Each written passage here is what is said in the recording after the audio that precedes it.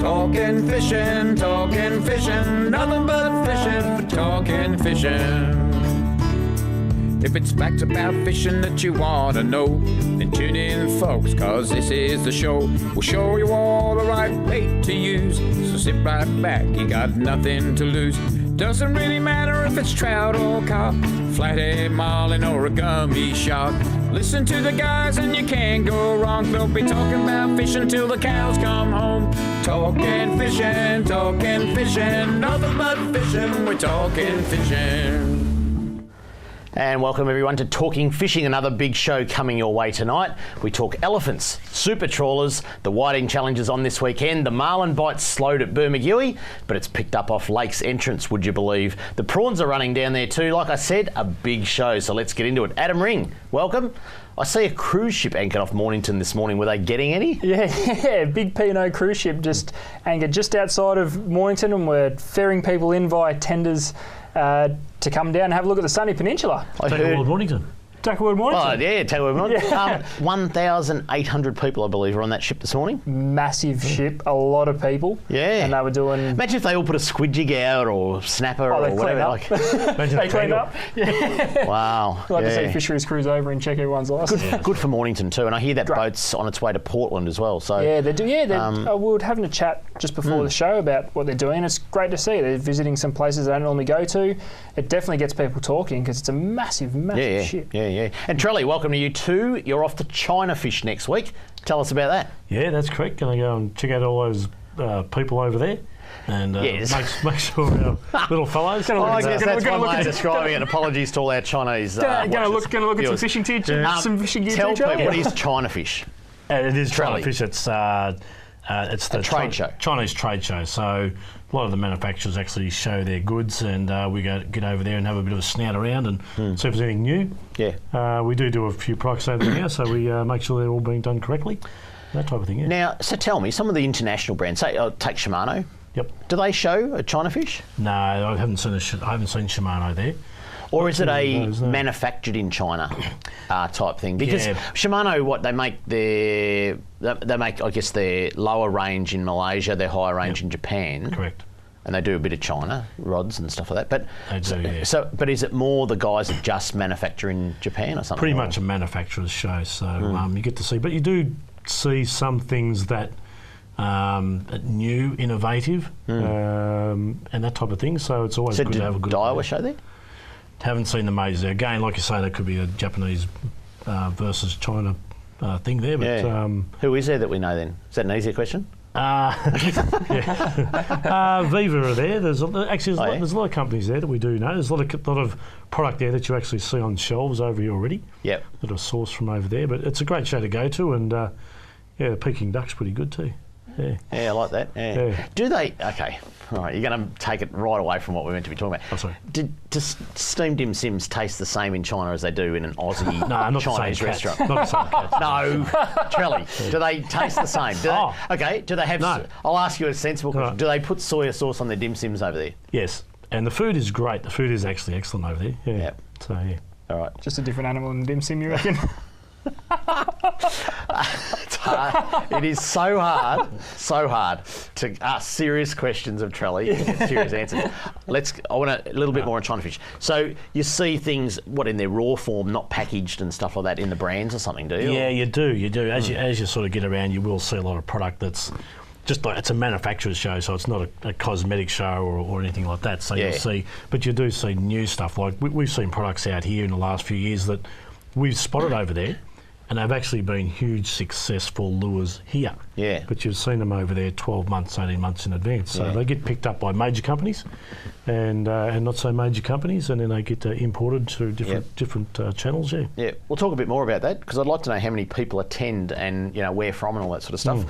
Don't forget, you can keep up to date with our official Facebook page with Catch of the Week, hotspots and much more. Don't forget to like us, and to make sure you get to the right page, just go to our website at talkingfishing.com.au and click on the links to Facebook and Twitter. You can join in the conversation tonight by sending your questions and comments on Twitter using the hashtag on your screen now.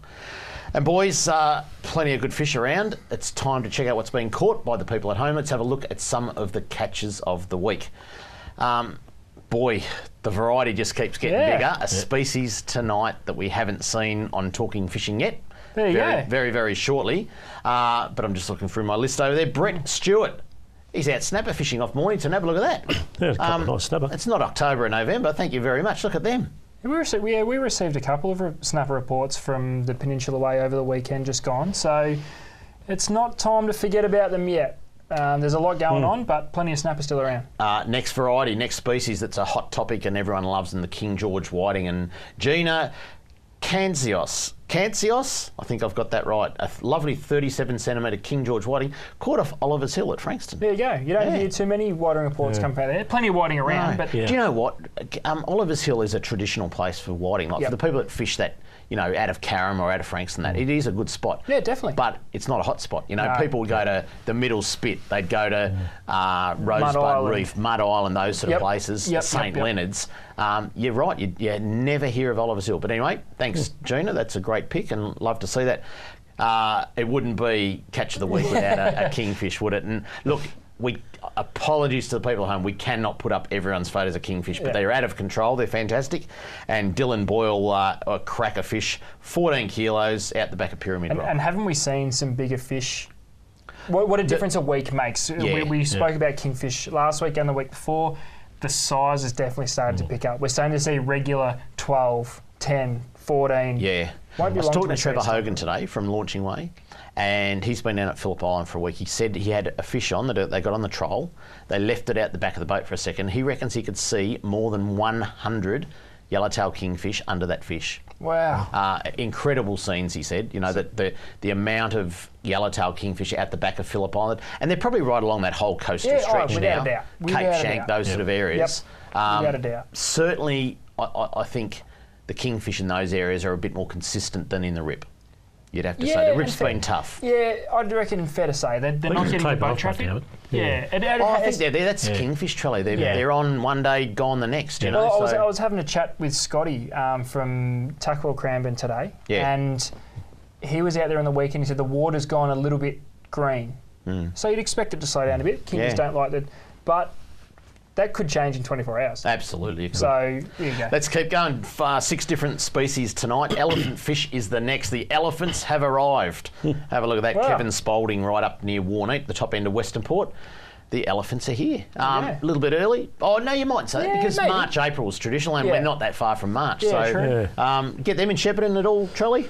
We get a few. Probably see a few snouts like that on a few people wandering the streets of Shepparton every now and then. Exactly, Like they're one of your unusual. cousins. Unusual, aren't they?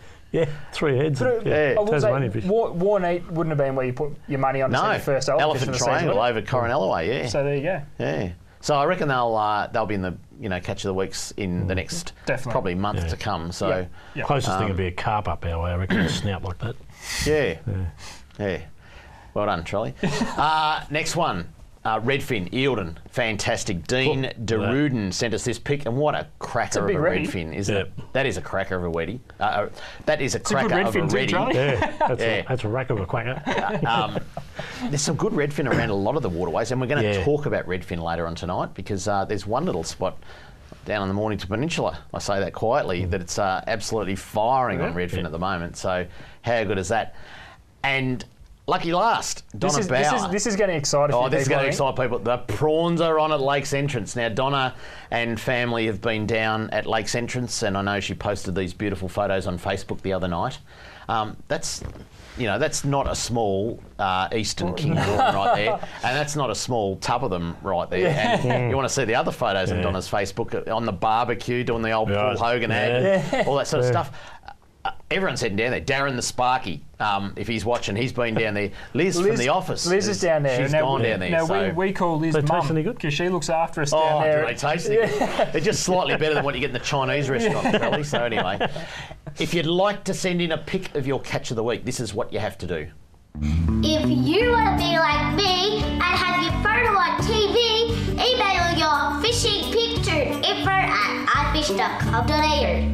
And coming up on Talking Fishing, product of the week, all the details on this weekend's Western Port Angling Club Whiting Challenge, and we look at the latest super trawler heading to Australia right after this. Talking fishing. Talking fishing, nothing but fishing, we're talking fishing. And product of the week this week, we're going to look at some good braid. Some of the best braid you can get on the market, and there's plenty of braids on the market. Braids aren't braids though, and ads, go back 20 years, the old nylon, fishing line, and that's all you had. And these days, braid is fantastic. No stretch. You feel everything. The diameter is so thin. We're going to have a look at a couple of the good ones, aren't we? Yeah, it's braid is the fisherman's worst nightmare and best friend at the same time. Yeah. But for us, the pros really do outweigh the cons. So we'll have a look at that. Yeah. We'll start with these are all Japanese braids. Yep. Because we wanted to show you the benefits in the higher end braids. Yeah. Now that's £20. This is £20. Crazy thin. So its actual diameter is 0.209 of a millimetre. Okay. Which equates to about a PE rating of 1.5. Now a PE What rating... does PE rating mean? Yeah, a PE rating is essentially a diameter rating.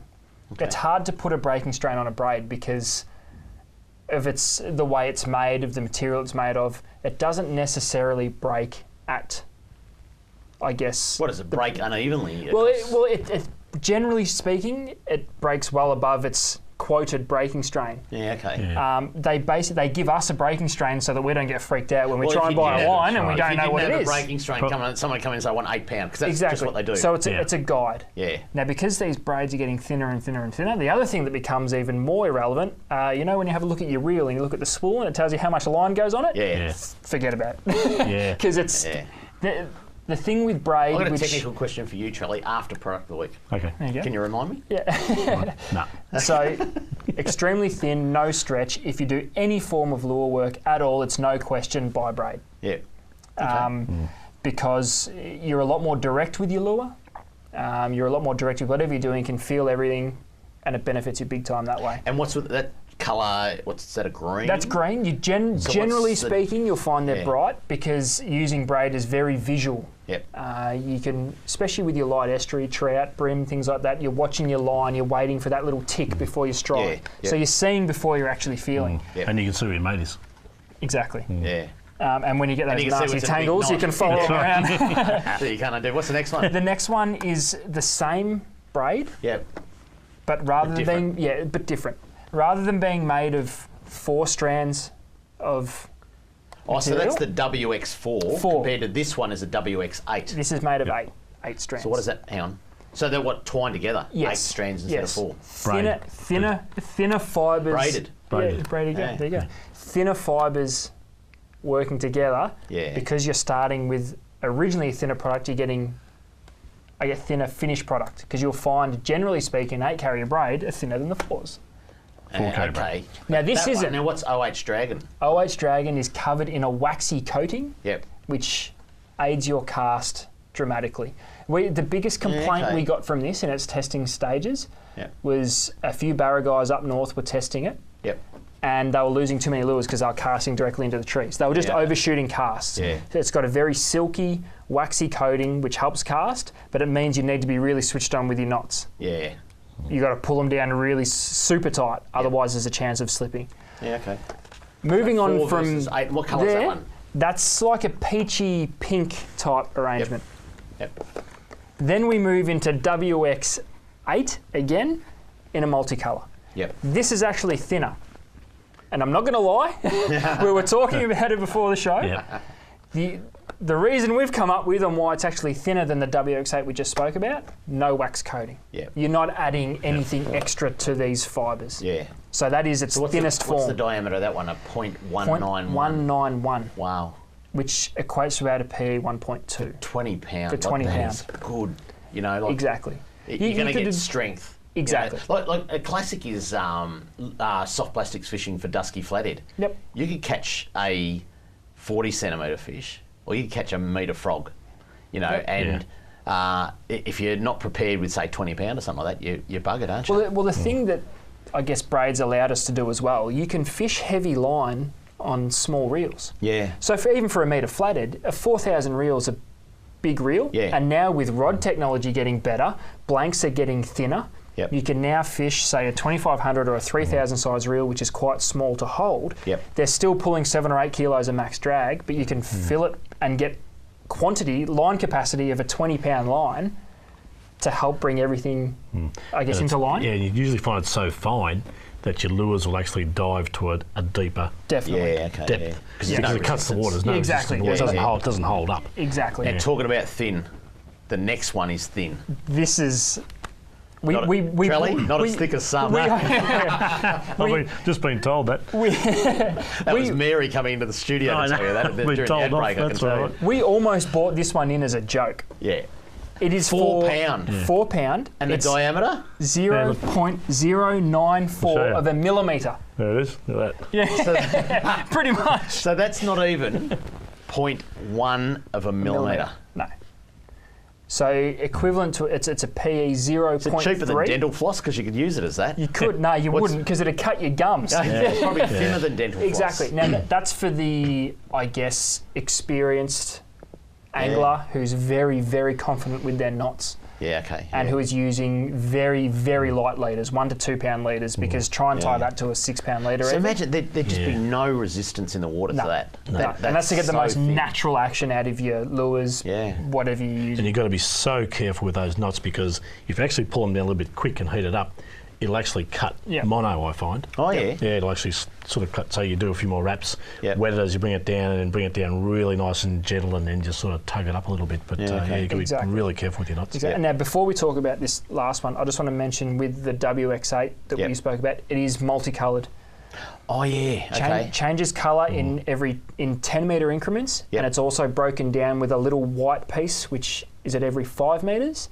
It's originally designed for vertical jigging. So if you sound fish in at 30 metres... Christmas at Narooma on the Kingfish, you get a fish close to the boat and take a run and you go, that just took 5 metres. Yep. Or that just took 8 metres because you can tell where the white marker is. And so you're not leaving your jigs lying on the bottom. Yeah. You know if the fish are stacked up on the bottom, you're in 30 metres of water, you can let out 2.5 colours, so 2 colours and a little white piece, and you know you're within striking distance, but you're not going to leave your jig sitting on the bottom. I always find them really handy because you're tied at the green bit, and as you're working them up, you know, if you're sort of looking around at your mate, the jig comes out of the water and hit your head or hit yourself in the head. So you know, you're sort of going the to green bit, you know you've got 10 metres to go. You know you've got 10 metres to go, so you can start backing off and you're watching come up and drop back down. Or in your case with your mate, you probably wind faster. Start working extra hard. Bang on the side of the boat. It's great for trolling too, because you get a bit of a gauge on how far your lures are back too. So, all right, and lucky last. Lucky last. This is when we start talking about, because these are quite expensive, these braids. An affordable Japanese braid is this one. Still made by the same company. It's a Japanese braid. But to give you an idea on the diameter, this is a 20 pound, same as what we've been talking about. 0.27 of a millimetre. Okay, and the other ones were 0.209. The thinnest there is 0.191. So there's a massive difference in diameter. Yeah. So we sell a lot of this to the guys bait fishing. You say a massive difference, but in the scheme of things, still very thin. Still very thin, still very thin, but this is a huge benefit to guys fishing with bait because you don't need it to be the thinnest. It still carries the qualities of braid. It's super thin, so it's going to cut through tide, so you can generally get away with a I guess, a sinker size smaller. What would you say it's about the same diameter as 8 pound mono, 20 pound braid? Would be pretty close. Yeah. And so there's another just another benefit. You can fish heavier lines and get more line. Got to get your head around, don't you? Because I know it's when confusing. You're fishing, all the sizes. It's confusing. But you get your head around the abrasive is, And that's only just touching, like scratching the surface of braid. There's different styles of material giving you a vastly different feel and finish, which is a story for another day. And we should just reiterate, this is some of the higher end stuff, all made in Japan, really good stuff. You can get some cheaper stuff on the market, there's plenty of it. You can get yellow, green, orange, blue, all the white, multicoloured. So different things for different things, and it all comes down to price sometimes too, but that is pretty much the higher end. So there you go. Braid. Good stuff. Don't get your fingers near it. Let's just change the subject, guys, and I'll just get the glasses on because someone sent us a little bit of mail during the week. In fact, it was George and Gabby, and they wrote, "Congratulations on a great show in Talking Fishing on C31. Came across this on ABC television today might be a good topic for a future show. It's about the super trawler proponents to bring controversial fishing vessel to Geelong. The 95-metre Dutch-managed Dirk, which has been named the Geelong Star. Gary Ablett, no. Geelong Star is coming to the country and will make the Victorian city its home port. So last year, boys, was it last year? No, 2012, I think it was. So a few years ago now. The super trawler, which is actually the one pictured there on the screen just before, it came to Australia. I think it went to Port Lincoln, somewhere around there. Yep. Got held up, protested against, got sent on its way. It looks like the same company is sending this one, which is, what did I say, 95 metres? So the federal government introduced a ban on super trawlers under over 130 metres. So obviously they're bringing this one. A couple of more notes on it. After safety and crewing approvals, the Geelong Star is expected to begin fishing for a 16,500 tonne quota in a couple of months. The Small Pelagic Fishery Industry Association said the vessel was underway in the English Channel on Thursday and headed south, according to the Marine Traffic Ship Tracking website. Despite its size, the Geelong Star is well under the 130-metre trawler length ban imposed by the federal government to fulfil Prime Minister Tony Abbott's promise that super trawlers would stay banned. So who dropped the ball on this? Well, there's always loopholes, isn't there? But it's like rules are there to be broken in this case, isn't it? But the other trawler... I don't know. All that product was going somewhere else in the world. I don't think it made its way through Australian sort of abattoirs or fish markets or anything, did it? It was just shipped straight out. No, and I think they've listed the species here. Sorry, guys, but my eyes are going downhill. I can't quite see what the species are that they want to...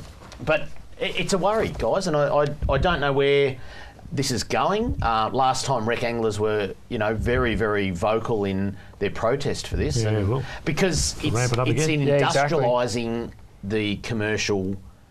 fishing. It really is. Massive freezer boats. They just get it in one foul scoop, and it's a bit like the ban on netting in Port Phillip Bay. It causes local depletion. They can argue all they like that might be their quota, and normally it might be 20 boats that go and get that quota. Now they're saying just one. Wipe it out in one foul swoop. What are the fish that feed on those fish going to eat? It's local depletion. You lose all those fish. Recreational fishing's all over in that area for many, many months. And the other way, you've got 20 boats floating around with 20 lots of maintenance, 20 crews. This year you cut it down to one lot of maintenance, which probably not even done in Australia. And one crew, which probably doesn't even come from Australia. So let's hope the Dirk doesn't work. Exactly. More to come on that as we see progress of how the battle with that's going. But up next, fisheries news, and there's some good news on the King George whiting front. Details after this. Talking fishing. Talking fishing, nothing but fishing, we're talking fishing. And now it's time for the news, the fisheries news. Sounds a bit fishy to me. And a bit of fisheries news this week. Some good news, boys. Good news. And some more news on idiots. There we go. Hey, I love the idiot stuff. Your idiot of the week. I'm going to show you. New segment. Why don't we have a segment, Idiot of the Week? Because seriously, I reckon fisheries do catch an idiot every week. That'd be an hour show by itself. Oh, it probably would be, all right, boys. First one. Bit of good news. King George whiting catch trending upwards. It's good news for wreck anglers with a new survey predicting increased catches of King George whiting in Port Phillip Bay from this summer and autumn. So what they do, like all the other things that they survey, they do these little trawls with a very fine nets and they count the juvenile whiting. Now, King George whiting, they spawn during winter in coastal waters, often as far away as Western Victoria and South Australia. They then drift eastward before entering Port Phillip Bay and other sheltered bays and estuaries in spring, where they take 2 to 3 years to reach legal size. At about 4 years of age, most whiting leave the bay to complete their life in coastal waters, except maybe one this weekend that's over a kilo. Exactly, that one forgot. Get caught in the whiting challenge, the worst thing's going to lose $1,000. So plus an extra. So they count all the little babies. While average numbers of small juvenile whiting were found during surveys in 2011, 12. In 13, scientists measured the third highest number since surveys began in 1998. There you go. What year was that? 13. 2013. Yeah. So this means the juvenile whiting detected in 2011 will start to become available to fishers this year, and those in the 2013 survey will be in the fishery as legal size in 2017. So That's if they don't get netted. well, We had a guy in the bay yeah. that there was actually a netter came up and asked him to move because he was catching that many whiting. He asked Like on the what? rod He reel. asked someone to move. 6 guys were in the boat fishing for whiting. Yeah. They were catching whiting. And a netter apparently came up and asked him to move so he could run his nets through that. What? No way. Yeah, I heard that today from the shop. They're not even trying now. Yeah, and they're working hard. I tell you, They're going hard. Do you know what the state government? And I know we had Jarla in here last week, and she's doing a cracker job. But they need to stop Yep. netting Corio Bay right Bring it now. forward. Yeah. Yeah, just stop it now. Look, let's get serious. There's a buyout on the table. Let's not make it over 8 years. Let's get it done now and get on with it. Plus, you've given that date, 2013, if there hasn't been something done between now and now, as far as like habitat that they pull Yeah, up. imagine Yeah. what's going to be. Where do they stay when they're in juvenile form? In all the habitat that they pull in the up. bay, Yeah, yeah. exactly. Oh, yeah, exactly, yeah. So, anyway, look, that is good news. And if they don't get netted, we're in for some good whiting fishing. How good's that? All right, idiot of the week. Marron River is not the place for mesh nets. Have a look. Have a look at the gear this guy. So he's got a black dinghy. You can see that on your screen, people at home. A 59-year-old Bentley man. I don't know whether he has a house in Bentley, but he's obviously got too much money if he has. That's his house. And that's his house, yeah. Will be charged with the use and possession of prohibited mesh nets, as well as taking undersized brim from the Marron River earlier this week. Unbelievable. Dane Robinson, fisheries officer, said the man was allegedly observed paddling across the river around 8:30 at night in an inflatable raft, if that's what you can call it, before being apprehended by fisheries officers. The man was observed by officers tending to plastic bubble floats with ropes attached, and a short time later intercepted after it left the river and got into his vehicle. His vehicle searched. A 30-metre long net was uncovered, and some other nets measuring 19 and 24 metres. 7 brim were also found entangled in the nets, one of which was undersized at just 22 centimetres. So he did all that for 7 brim. I could call it something else, but idiot of the week will do. Yeah. Isn't that unbelievable, hey? That, Far out. like, I mean, you read this stuff and you hear about this stuff. 8:30, it's barely even dark. But when Did he want to get caught? Yeah, that's true. And imagine paddling that. Does that look stupid or what? Yeah. That little black dinghy. Like, idiot of the week. Absolute idiot of the week. You just can't believe that there's actually people around that are doing that.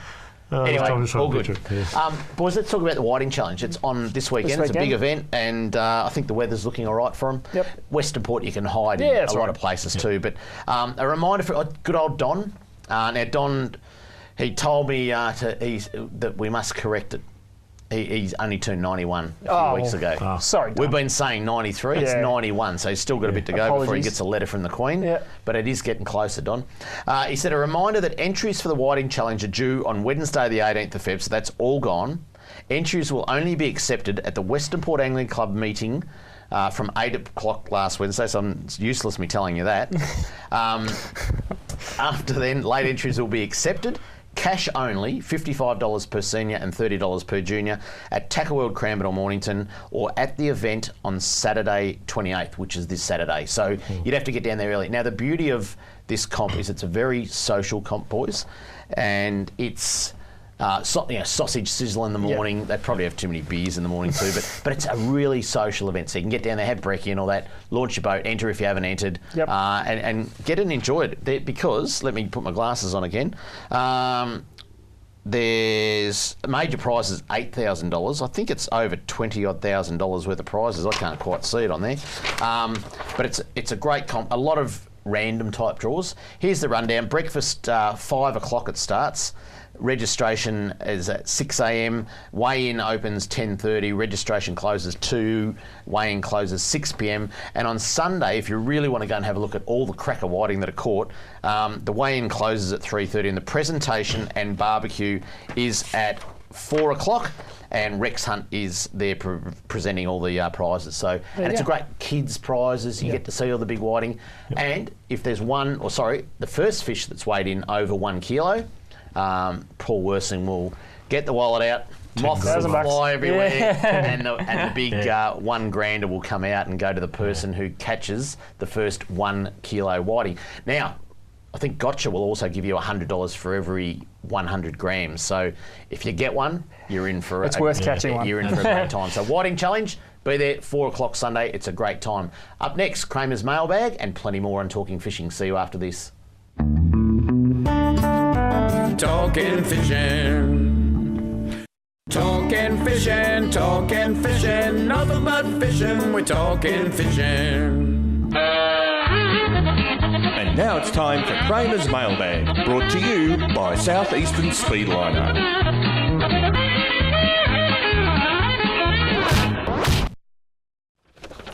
And a bit of mailbag this week, I can tell you. A couple of short ones. Hi, Kramer. Love the show, mate. What's with Lake Tolondo? Be good to hear about other lakes. Keep up the great work, guys. Love the show. And probably a good point because we do talk a lot about Tolondo, and although it's been a major... Oh, here I am talking about Tolondo. It's been a major breakthrough. We've got water in there. It's a premier lake, but let's move on. Let's talk about other places. Trelly, you're not here next week, but let's get a list of some lakes and have a look at their water levels and how they're fishing and all that sort of stuff. Pretty good up our way. The Goulburn system's got a lot of lakes and a lot of water in them too. Absolutely, yeah. Boys, another couple of bits of mail about netting. You talk about the 43 commercial fishermen out there. What about us operators who have always worked in the bay but don't own a licence? Do we get compensation too? We have devoted our lives to fishing and that is all we know how to do. What happens to us? And I guess, look, and I'm not sure if I haven't got a name on that, but I guess the... Who are we talking about and in what capacity? Well, so if you're a commercial operator, you own a licence. Yep. What about the guy that drives your boat or the deckhand on your boat? It's a bit like if you own a taxi licence. What about the guy that drives it part-time? Very cool. You know, and those guys are about to lose their jobs. And I think, wind back to probably late November, 3AW, Daniel Andrews took a lot of calls on this and a lot of netters rang in about this when he announced that they were going to propose banning netting in Port Phillip Bay. The thing is, we do need to show compassion because people are losing their jobs. It's no different than Ford shutting down or Toyota. The whole car industry in Australia is shutting down. Yeah. You can't help it. Do the car companies get paid out? Well, not really. Do the operators? Yeah, they get a bit of a redundancy pay. And I think, unfortunately, that onus is on the licence holders to make their staff redundant or find other work because, these guys that are netters, there is an option that they could go into aquaculture, into line fishing if you want. We've spoken plenty about that, and really, if the netting industry was serious, they'd be talking to the government now about different types of fishing and how they can redeploy people to get fishing. It's the method that's being banned. If there's other ways, well, you don't know. The government hasn't actually come out with their plan as far as the they haven't. Yet, so the gearing behind that. Shouldn't the people be talking to them now? Oh, absolutely. The guys that are about to lose their licences and get a buyout, shouldn't they be talking to them about, okay, can we be redeployed into other things? I know, one of the biggest mussel farmers in Port Phillip Bay was a scallop dredger. He runs a very, very highly successful business right now as a mussel farmer. Sells them all over Australia, fresh, live. He lost his job as a scallop trawler, but he redeployed himself and has a very good business working out of Port Arlington. Cool. So, fair call, look, we're compassionate to it. We know that people are losing jobs. Unfortunately, it's been made on economic and social values for recreational fishing. So, and the next one, Grant Ward writes to us, you guys are talking about getting rid of the netters in Port Phillip Bay. How about making a move on Corner Inlet? Trelly's good at making a move. I fish Welsh Pool and Man's Beach regularly and watch the netters tow their nets across the shallows. This must cause detrimental damage to the weed beds and destroy the breeding grounds of many species. It's about time this practice was outlawed as it cannot be sustainable. Cheers, Grant. We know that Gippsland Lakes, hotspot down there, Corner Inlet. There are other places where netting occurs, and is the writing on the wall, boys? Well, has it got to go? The ball's rolling. Yeah. Surely there's a Gippy snowball Lakes, effect. I think there's about 8 netters. Yep.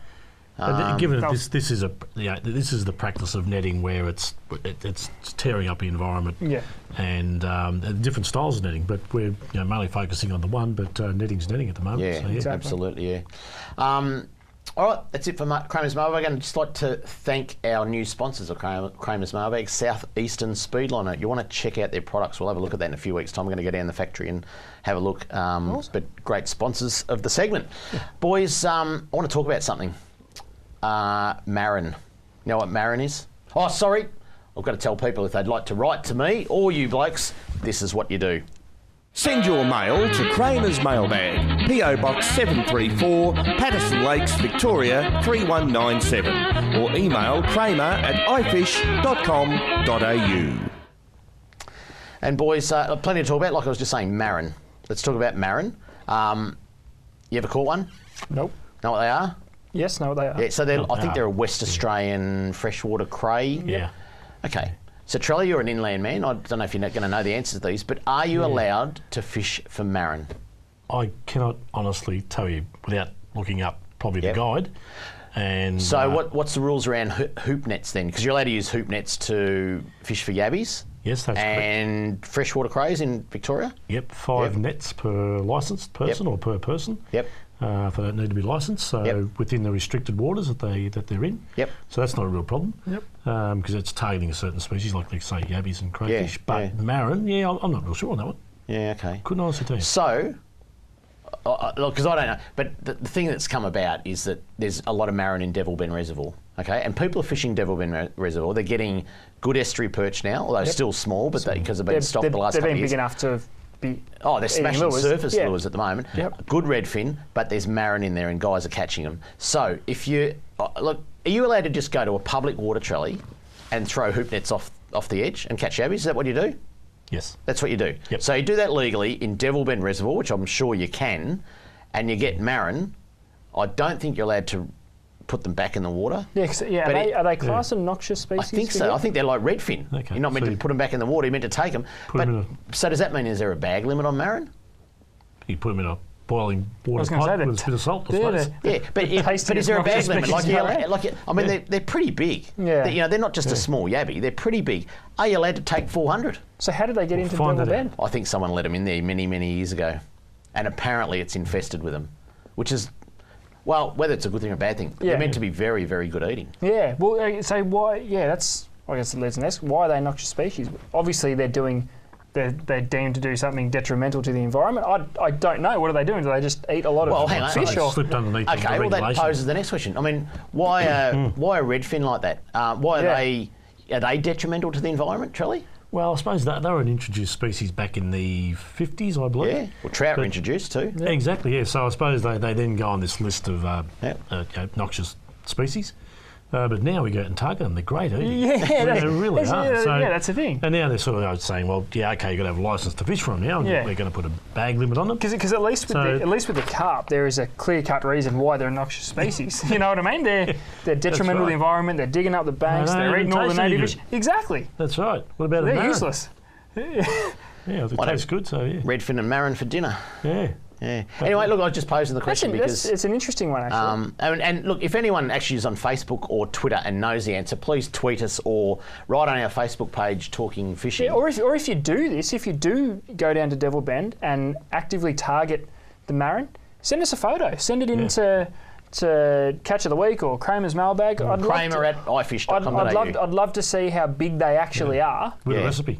Yeah, that's it. Yeah. Because it's got me interested. Yeah. You got this going. Yeah, exactly, yeah. Boys, we're going to talk about... segment from Devil Bend next week. We're going to talk about Marlon very, very quickly. I've got a mail from Tony Kemner from Far Out Charters down at Lakes Entrance. Hi guys, the last week off Lakes Entrance has been unbelievable with more striped marlin caught and tagged and released than we've ever seen before. We set out from lakes at 5:30 in the morning in search of the stallion of the sea, and we're not disappointed. Frank Maciano from Sunnyside Caravan Park was a lucky angler who fought the marlin over an hour on 37 kilo line. So boys, how good's that? Marlon off Lakes Entrance. Marlon off Lakes Entrance. Turn it up. Got to be pretty happy with that. I was talking to Sharky during the week. He said Burmy it almost shut down on Friday. He hadn't had a charter where he'd failed on a marlin. He said the water just turned different. Haven't seen a fish since. Temperature? I don't know if it's temperature. I don't know. I think those warm currents have just come down. I think Lakes Entrance, they're on their way to Tassie. Yeah. It's pretty good. So, but anyway, coming up this week's hotspots and what's coming up on C31 fishing. Be back shortly on Talking Fishing. Talking fishing. Talking fishing, talking fishing, nothing but fishing, we're talking fishing. Hello, Richie Minnow here. It's now time for this week's fishing hotspots on Talking Fishing. Marvellous.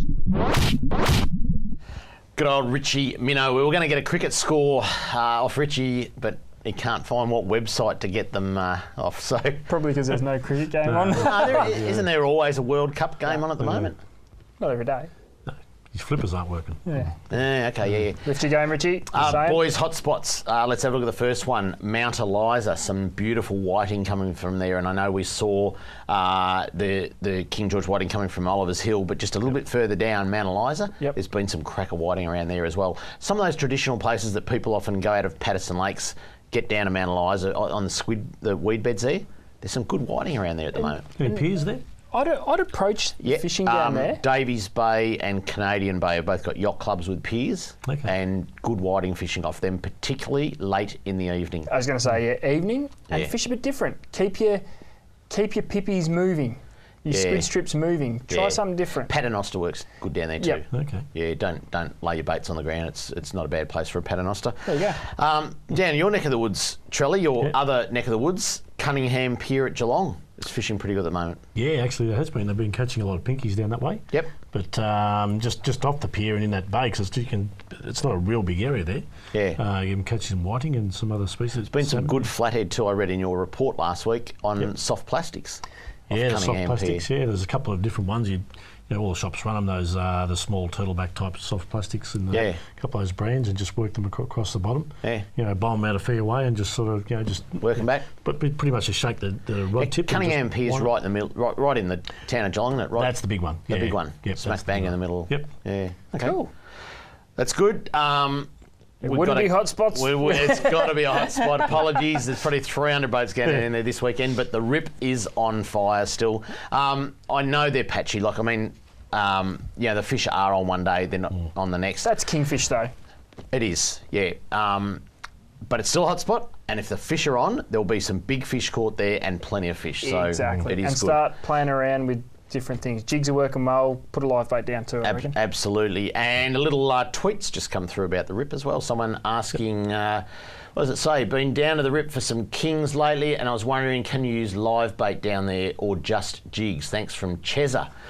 Definitely use live bait. Yeah, look, we're having this debate the other day about, because they've been tough, there's no doubt about it. In the Rip, Phillip Island's a little bit different, but in the Rip, if you went and got your slimies, from the Blair Gowrie Wall or out at the mussel farms or something like that, a few of the guys have been saying that they're not working that well, the slimies. They're getting more on jigs. Yeah, it's always worth having one out though, Trevor Hogan said to me they had yakkers in the live bait tank and they had fish under the boat, and they're talking a lot of fish, put a yakker down, they wouldn't touch it.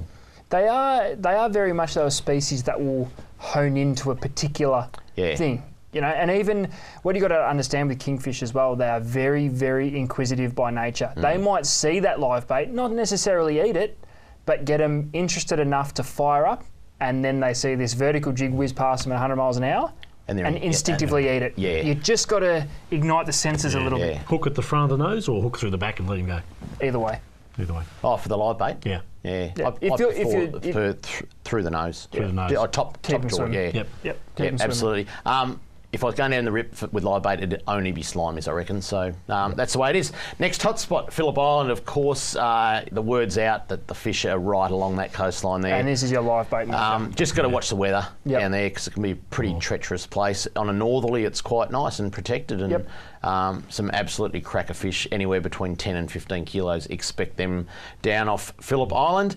Land-based anglers, Flinders Pier is fishing very, very well for big calamari. So it'd have to be the, land-based landmark for big calamari. Yeah. A lot of piers you catch calamari from, but the big ones come from Flinders. And don't forget the Western Port Angling Club's Whiting Challenge is on this weekend, and it will be mayhem out on Western Port. So if you want to just take a break, if you're not fishing the comp, get down to Flinders Pier, crack a calamari, and you get out of the crowd. So definitely. Even on your way back, call into the weigh-in and have a look and see what you missed out on.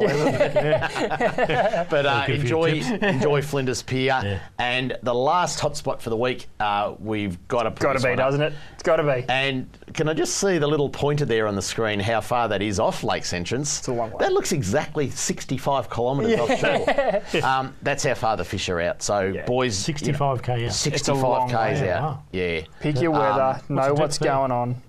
Oh, you're out on the shelf. Oh, out on the shelf, okay. Yeah. And I mean, a lot of the pictures have got oil rigs in the background. Exactly. You know, so they're a long way out. And anyway, that's the way it is. People do have boats with that capacity easily these days. They've got big engines, 4 strokes, heaps of fuel, that sort of stuff. And don't get too close to the oil rigs. Was it 500 metre radius? Would that be right? Not sure about that. Don't get too close to the rigs. Know your rules anyway, and know your weather, because the Lakes Entrance bar... It's a long steam back. I think it's worse than the Narooma bar, Lakes Entrance bar. I don't know if I'd like to cross it, but anyway. That's it for Hotspots, boys. And don't forget, everyone at home, all those are up on our Facebook page tomorrow, so if you want to check them out, even if you're out on the weekend and you can't catch a fish, look at our Facebook page. All the hotspots are up there. Coming up on C31 this week, the fishing is hot. Tonight after us, Catch and Cook, Gina and Ronnie, they'll be out there just cooking up a treat. Savage Seas Adventures at 10 o'clock. Tomorrow morning, Liquid Vision, the new show. Don't forget, I think not this week, but the next, next week, there you go, someone's telling me in my earpiece. Richie Minnow, actually, that was Richie Minnow. Well played, in my Richie. earpiece then. He said 2. Breakfast repeat 7 a.m. on a Thursday, talking fishing, so you can listen to us again on a Thursday morning. And plenty more to come there. Friday, Saturday, big extravaganza, as we always talk about, and Saturday night, 6:30. 3 shows in a row. Plenty coming up on C31. Excuse me. Trelly. Yes. Redfin. How do you cook them? What's your favourite recipe for redfin? I think probably my favourite would be just to fillet them. Yeah. Take the bones out. Just lightly cooked in, say, butter. Yeah. And then just in a bit of bread and butter and a lettuce leaf. Oh, really? That's about it. Salt and pepper. That's the secret. And a lettuce leaf. Just keep it simple. Yep. Does that, when you eat the bread. lettuce leaf, you sort of go, oh, I'm a bit healthy, I'll lose weight today? Jeez, I'm not losing weight. You need a couple of lettuce leaves, mate. I've got the wrong shirt on tonight, I can tell you. Cabbage leaf there. Okay, take the camera off me, thank you very much. Off. So, so the lettuce leaf. Really easy, just a lettuce leaf, lightly fried, on lettuce leaf, bread and butter, and salt and pepper. Yeah. That's my favourite. There you go, the Trelly Delight for redfin. There you go. I looked up on YouTube today, because I know there's been a few reddies caught in Devil Bend, and we'll probably talk about that in a sec too. Yep. And you look on YouTube, there is a classic of a clip on how to clean a redfin. I've never seen it before. Just check it out when you get home. And people at home, if you want to check it out, just Google cleaning redfin, and you'll get this YouTube clip. It is so good. Seriously, so good. What's so good about it? It's just different. It's just a different way to clean your fish. Awesome. You've got to have a look at it. You've got me intrigued. They virtually cut down the head and then rip it back. It gets the guts, the skin, and the head off all in one piece, and you're just left with the meat. because they're quite a firm flesh, aren't they? And, white and firm. Yeah. Really good. Yeah. Let's just talk about Devil Bend a little bit more, because it is an exciting fisher, and I know it's the wrong time of year for trout because they're probably all down quite low. But estuary perch have been stocked there the last couple of years, and I know Gazza at work won't like us saying it, but he's just been sneaking down there and getting a few estuary perch, and they're not legal size yet, but they're getting fun there. when you're catching them on top. And he's getting them on surface lures. Yep. That's mad. A lot of people complain about the access at Devil Bend, and I know there's got to be some work, and people like us, I guess, should be talking with the government about that. But there is some good access down there. There's a pier that I haven't seen. It's a timber structure. I've only ever seen the floating one, but there's a really good timber pier, and the boys tell me that off there and around that area, that's where the perch are. It's good though, because the biggest complaint is the weed very close. Yeah. The surface lures are brilliant because it's just above the weed, and that's where you're going to catch the fish. Yeah. So make the most of it. Get on there at dusk would be the best time. And throw your little walkers or little poppers? Little walkers. Little walkers. The poppers will do the same, but I think Gaz has been using little walkers. Sorry, Gaz. Give it a crack. We should just get Gaz Gaz in next week. to tell us exactly how he's getting them. Let's film him. Let's give the whole thing away. But Done. anyway, Lock it in. Devil Bend Reservoir. That's it, boys. That's it for Talking Fishing. Hope you enjoyed the show. Good luck to all the competitors in this week's whiting challenge. We hope someone cracks the 1 kilo mark and takes the cold hard cash from Paul Worsling. Until next Tuesday evening, stay safe on the water and enjoy your fishing. We got all you need, just take a look. Watch those fish jump on your hook. So just relax and take your time. Enjoy the show, then drop us a line. Talking fishing, nothing but fishing. We're talking fishing. Talking fishing, nothing but fishing. We're talking fishing. Talking fishing.